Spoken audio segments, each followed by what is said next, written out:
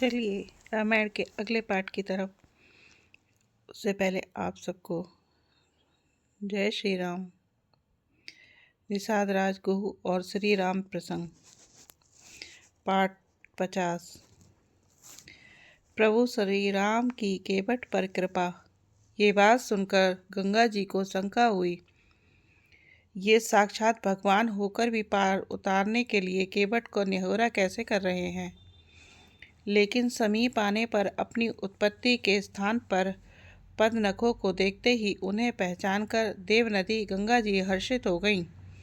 वे समझ गईं कि भगवान नर लीला कर रहे हैं। इससे उनका मोह नष्ट हो गया। अब गंगा जी सोच रही हैं, यदि मेरा इन चरणों का स्पर्श हुआ तो मैं आज धन्य होंगी।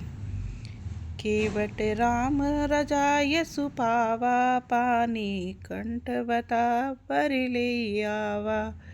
केवट श्री रामचंद्र की आज्ञा पाकर कठौते में भरकर जल ले आया।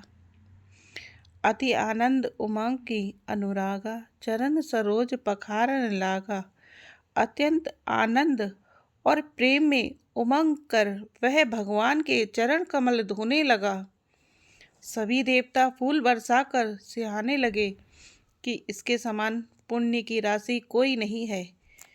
केवट ने परिवार सहित भगवान के चरण धोए हैं और फिर भगवान के चरणों का चरणामृत पिया है।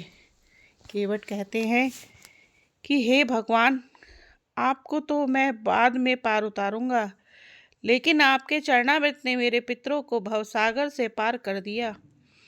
और फिर आनंद पूर्वक प्रभु श्री रामचंद्र जी को गंगा जी के पार ले गया। जब नाव पार लग गई तो निषाद राजगुह और लक्ष्मण जी सहित श्री सीता जी और श्री रामचंद्र जी नाव से उतरकर गंगा जी की बालू रेत में खड़े हो गए हैं। केवट उतरकर भगवान के सामने हाथ जोड़कर खड़ा हो गया है।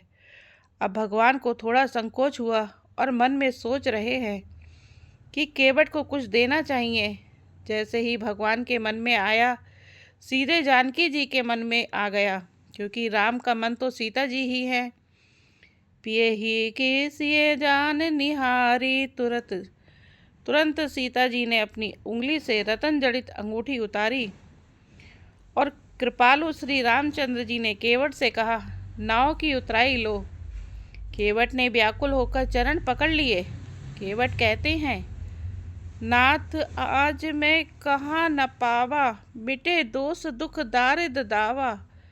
बहुत काल में कीनी मजूरी, आज दीन विधि मानी भली पूरी। हे नाथ आज मैंने क्या नहीं पाया। मेरे दोष दुख और दरिद्रता की आग आज बुझ गई है। मैंने बहुत समय तक मजदूरी की, विधाता ने आज बहुत अच्छी भरपूर मजदूरी दे दी है। अब कुछ नाथ न चाहिए मोरे, दीन दयाल अनुग्रह तोरे। हे नाथ, हे दीन दयाल, आपकी कृपा से अब मुझे कुछ नहीं चाहिए। बहुत कीन प्रभु लखन सिए, नहीं कुछ केवट लिए। विदा कीन करो ना तन, भगति बिमल बरु देई। प्रभु श्री राम जी, लक्ष्मण जी और सीता जी ने बहुत आग्रह किया, पर केवट कुछ नहीं लेता। तब करुणा के धाम भगवान श्री रामचंद्र जी ने निर्मल और भक्ति का वरदान देकर उसे विदा किया है। इस प्रकार प्रभु श्री राम ने केवट पर अपनी कृपा की है। इसी के साथ हमारा ये पाठ भी संपन्न हुआ। बोलिए जय श्री राम। आपको हमारा रामायण पाठ अगर अच्छा लग रहा है तो हमारे चैनल को सब्सक्राइब कीजिए, लाइक कीजिए, शेयर कीजिए और पुण्य के भागी बने रहिए। अगले पाठ पर फिर मिलते हैं। जय